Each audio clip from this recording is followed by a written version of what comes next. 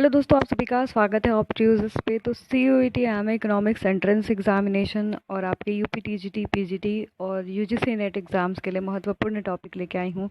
Land reform से related हम आज कुछ 16 क्वेश्चंस को कवर करेंगे जो कि आपके एग्जाम्स के लिए इंपॉर्टेंट होने वाले हैं। तो आप लोग ये वीडियो अंत तक देखिएगा। चैनल को नहीं सब्सक्राइब किया, सब्सक्राइब करिएगा, बेल आइकन प्रेस करना नहीं भूलेगा। तो चलिए स्टार्ट करते हैं। Who started the zamindari system? किसने जो है जमींदारी प्रथा का स्टार्ट किया था, मतलब उसे जो है प्रारंभ किया था? तो याद रखिएगा कि लॉर्ड कॉर्नवालिस जो है आपके व्यक्ति थे जिन्होंने कि आपका जमींदारी सिस्टम, ठीक है, जमींदारी सिस्टम को स्टार्ट करने वाले कौन थे? Lord Cornwallis. Very important question. चलिए नेक्स्ट क्वेश्चन पे चलते हैं। Which of the following statement is not true about zamindari system? पहला आपका है option it was implemented in Bengal, यानी कौन सा इसमें ऑप्शन करेक्ट नहीं है आपके जमींदारी सिस्टम से रिलेटेड? पहला आपका है it was implemented in Bengal. Yes, ये करेक्ट है आपका। बंगाल में ये आपका इम्प्लीमेंट हुआ था, ये करेक्ट है। In it the land owner has made the land owner, ठीक है, यहाँ पर लैंड ओनर ही लैंड ओनर थे। आप देखते हो कि दो तरीके के होते हैं। एक आपके लैंड ओनर को भी दो पार्ट्स में डिवाइड यहाँ पर किया गया था, आप अगर पढ़े होंगे तो। और नेक्स्ट है ये, ठीक है, आपका पहला सेकेंड वाला भी करेक्ट है। नेक्स्ट हमारा है zamindar gave 80% of the total tax to the Britishers and kept 20%। ये इनकरेक्ट है। नेक्स्ट हमारा ये वाला भी करेक्ट है, आपका लास्ट वाला भी करेक्ट है। Before independence this practice was applicable in the area of 19% of India. Yes, ये आपके 19% लगभग एरिया में क्या था, प्रैक्टिस में चल रहा था, एप्लीकेबल था। तो यहाँ पर कौन सा करेक्ट नहीं है? Not true regarding zamindari system.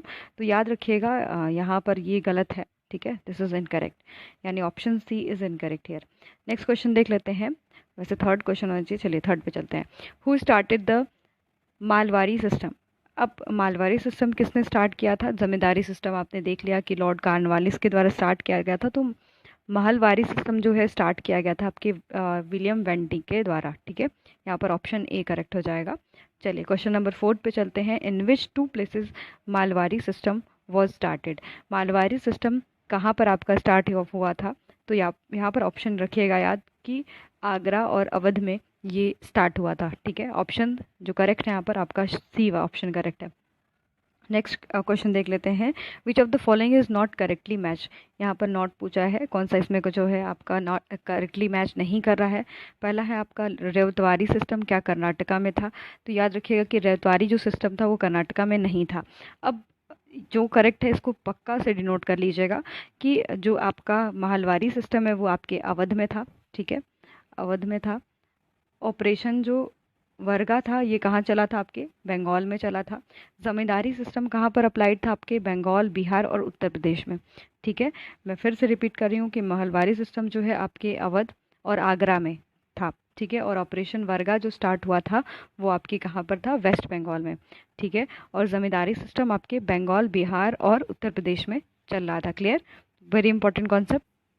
अगर हम रेवतवारी सिस्टम को समझेंगे तो ये सिस्टम जो है आपके लैंड रेवेन्यू को मतलब लिया जाता था 18 सेंचुरी में लगभग। ये जो है आपका काफ़ी फेमस रहा था 18 सेंचुरी में।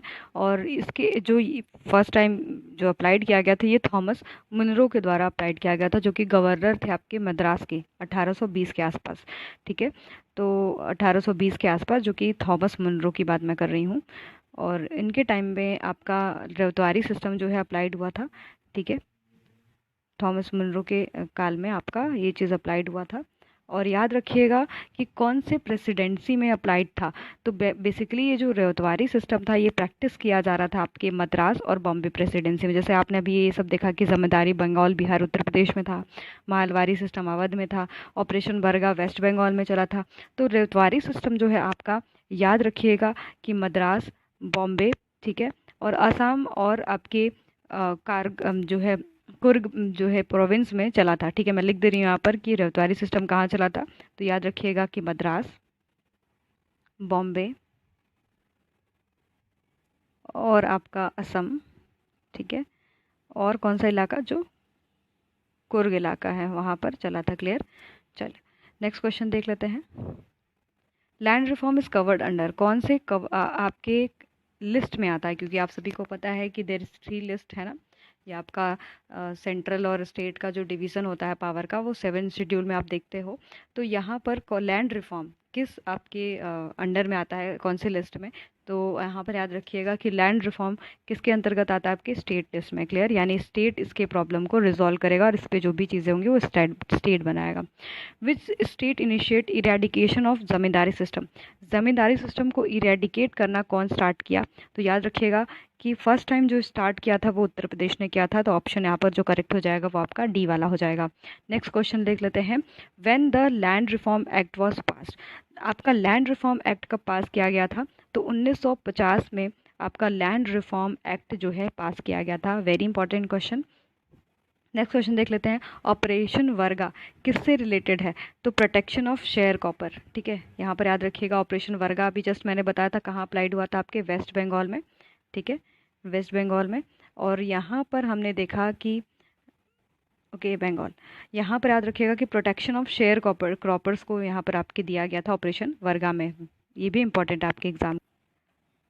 अगर हम ऑपरेशन वर्गा के बारे में जानेंगे तो ऑपरेशन वर्गा जो है आपके वेस्ट बंगाल में एक तरीके का लैंड रिफॉर्म मूवमेंट था, जो कि 1978 के समय में स्टार्ट हुआ था। वर्गा जो है एक तरीके से शेयर कॉपर्स को आपके कहा जाता था आपके बंगाल में। ठीक है, तो किस ईयर में स्टार्ट हुआ था? याद रखिएगा कि जो आप ऑपरेशन वर्गा है वो आपका स्टार्ट हुआ था कहाँ पर? वेस्ट बंगाल में। ठीक है, और काफ़ी आपका सक्सेसफुल भी रहा था। ठीक है, आप देखोगे कि शेयर कॉपर्स को लगभग 23 to 65% के अराउंड जो है यहाँ पर मतलब आपका लैंड मिलता है। ठीक है, तो यहाँ पर याद रखिएगा कि इरिगेशन सिस्टम के बारे में भी इस आप ऑपरेशन वर्गा में भी देखोगे। ठीक है, तो इसका ज़्यादा से ज़्यादा जो पूछेगा आपके एग्जाम में वो डेट की बात है। तो 1978 में ये स्टार्ट हुआ था आपके वेस्ट बंगाल में, protection of the sharecroppers. चलिए नेक्स्ट क्वेश्चन देखते हैं। Which of the following does not comes under the land reform? तो यहाँ पर कौन सा आपके लैंड रिफॉर्म के अंतर्गत नहीं आता है? तो याद रखिएगा कि पहला तो आपका कंसोलिडेशन है, तो ये तो नहीं आएगा, क्योंकि लैंड रिफॉर्म मतलब आपका आता है लैंड रिफॉर्म के अंतर्गत कंसोलिडेशन। ठीक है, हम जब देखते हैं कि जब आप लैंड रिफॉर्म पढ़ते हो तो देखते हो कि लोगों का जब बंटवारा होता है तो ज़मीन क्या होती है आपकी? स्कैटर्ड हो जाती है, तो हम उसको एक जगह पे लाने की कोशिश करते हैं ना। तो यहाँ पर आप देखोगे कि कंसोलिडेशन उसको बोलते हैं। ठीक है, कोऑपरेटिव फार्मिंग भी इसके अंतर्गत आती है, but drip irrigation is not part of land reform. Okay, तो यहाँ पर third option is correct here. Okay, यहाँ पर तीसरा ऑप्शन क्या हो जाएगा? सही हो जाएगा। चलिए नेक्स्ट क्वेश्चन देख लेते हैं। Which of the following was not introduce in India as a part of land reform? कौन सा आपका as a part of land reform start नहीं किया गया था इंडिया में? तो पहला ऑप्शन आपका ज़मींदारी एबॉलिशन, ये तो स्टार्ट किया गया है। लैंड सीलिंग एक्ट भी आया था आपका, रेंट रेगुलेशन एक्ट भी आया, पर आपका रूरल इंडस्ट्रियलाइजेशन एक आपके लैंड रिफॉर्म का पार्ट नहीं रहा है। ठीक है, याद रखिएगा कि रूरल इंडस्ट्रियलाइजेशन कोई भी इंपॉर्टेंट पार्ट नहीं था आपके लैंड रिफॉर्म का। एबोल्यूशन ऑफ जमींदारी जो है आपके 1947 में जब हमारा देश आज़ाद हुआ था उसके बाद 1950 में आप देखते हो कि जमींदारी एबोल्यूशन की बात की जाती है। और लैंड सीलिंग मतलब आपके लैंड सीलिंग में देखते हो कि ये एक्ट आया था अर्बन लैंड सीलिंग 1976 के आसपास। ठीक है, तो ये इंपॉर्टेंट है। और रेंट रेगुलेशन भी पार्ट है आपके लैंड रिफॉर्म का। क्लियर? तो यहाँ पर रूरल इंडस्ट्रियलाइजेशन नहीं है। Before independence which land revenue system gave ownership right to the zamindars? तो कौन से जो है कौन सा रेवेन्यू सिस्टम ओनरशिप देता था राइट टू जमींदार? तो परमानेंट लैंड सेटलमेंट। ठीक है, ये किसको दे दिया गया था आपके? यहाँ पर सारी जो सिस्टम है खेती वेती है सारे किसको दे दिया गया? ज़मींदार को दे दिया गया था। ठीक है, बिफोर इंडिपेंडेंस आज़ादी के पहले की बात है। तो सारा जो रेवेन्यू सिस्टम था लैंड रेवेन्यू सिस्टम उसका ओनर कौन हो गया था? आपका ज़मींदार हो गया था। ठीक है, पर रेवतवारी सिस्टम में हम देखते हैं कि आपका रेवेन्यू सिस्टम को रिफॉर्म किया जाता है। ठीक है, अभी जस्ट मैंने रेवतवारी सिस्टम के बारे में बताया, मद्रास एंड बंगाल प्रेसिडेंसी में ये आपका हुआ था। और महलवारी सिस्टम भी आपको मैंने जस्ट कुछ क्वेश्चन के पहले बता दिया था। ठीक है, इसको क्लियर नहीं करूँगी मैं। चलिए नेक्स्ट क्वेश्चन देखते हैं। Which of the following factor did not hamper the introduction of rent regulation in India? कौन सा आपका रेंट रेगुलेशन को हैम्पर नहीं करता है? Higher social status of zamindar, दूसरा है oral agreement between tenants and land owners, तीसरा है आपका lack of security of tenures, demand by tenants to reduce rent. तो यहाँ पर कौन सा हैम्पर नहीं करता था आपके रेंट सिस्टम रेगुलेशन को? तो याद रखिएगा कि demand by tenant to reduce rent. ये इम्पैक्ट नहीं करता था। क्लियर? ऑप्शन डी यहाँ पर करेक्ट हो जाएगा। नेक्स्ट क्वेश्चन देख लेते हैं, काफ़ी बड़ा क्वेश्चन है। Ownership right over land could not be transferred to peasant because ownership जो ऑफ मतलब लैंड का जो ओनरशिप है उसको हम ट्रांसफ़र नहीं कर सकते पीजेंट पे। क्यों? क्योंकि द पहला ऑप्शन है the purchase price offered could not be afforded by many tenant, दूसरा है आपका थ्रेड बाय लैंड ओनर, तीसरा है आपका resumption of personal cultivate by zamindar and oral tenancy agreement. तो यहाँ पर पहला जो ऑप्शन है फर्स्ट एंड सेकंड, दूसरा है आपका सेकंड, थर्ड एंड फोर्थ, चौथा है तीसरा है आपका 1/4 एंड यहाँ पर चारों करेक्ट है। क्लियर? तो जो यहाँ पर आप देखेंगे कि परचेज प्राइस ऑफर शुड, मतलब यहाँ पर अगर अगर मान लो कि ओनरशिप राइट अगर दे दिया जाए, नॉट क्यों ट्रांसफ़र नहीं किया जाता था पीजेंट के ऊपर, क्योंकि जो पीजेंट था मतलब किसान था, पीजेंट मतलब किसान आपका, वो अफोर्ड नहीं कर सकता था। ठीक है? अगर उसको लैंड बेचा जाएगा तो वो प्राइस पे खरीद नहीं पाएगा। ठीक है? तो पहला ठीक है। और समटाइम्स क्या होते थे, जो लैंड ओनर्स थे उनको क्या, वो क्या देते थे, थ्रेड देते थे, मतलब उनको डराते थे आपके किसानों को, तो ये भी प्रॉब्लम था। एंड जो है समटाइम्स ऐसा किया जाता था कि पर्सनल कल्टीवेशन किया जाता था आपके ज़मींदार के द्वारा, तो ये भी कारण था। एंड ओरल टेनेंसी एग्रीमेंट हो जाता था, मतलब ओरली ही बोल के कि मेरा मतलब ये ज़मीन है तो बस बात ख़त्म। तो इसी वजह से जो है कभी भी ट्रांसफ़र नहीं किया गया पीजन को ओनरशिप राइट। क्लियर? तो ये सारा ऑप्शन जो है आपका करेक्ट है। नेक्स्ट क्वेश्चन देखेंगे। ठीक है? Which of the as a part of zamindari abolition which of the following activity were covered under the definition of personal cultivation. अब पर्सनल कल्टीवेशन के अंतर्गत कौन कौन से आता था? Self supervision to agriculture operation, दूसरा है आपका cultivation by members of the family and तीसरा आपका है supervision by the any members of the family of zamindar. तो यहाँ पर जो ऑप्शन करेक्ट हो जाएगा फर्स्ट, सेकेंड एंड थर्ड तीनों ही करेक्ट ऑप्शन आपका। ठीक है?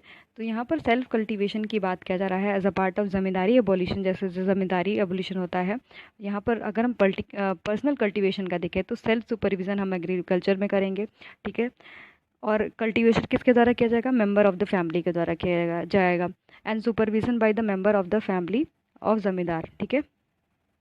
Okay, supervision by any member of the family of जमींदार, यानी उसको सुपरवाइज कौन करेगा? जमींदार की कोई फैमिली का एक मेंबर। ठीक है? तो ये आपका जो है पार्ट हो गया इसका पर्सनल कल्टीवेशन का।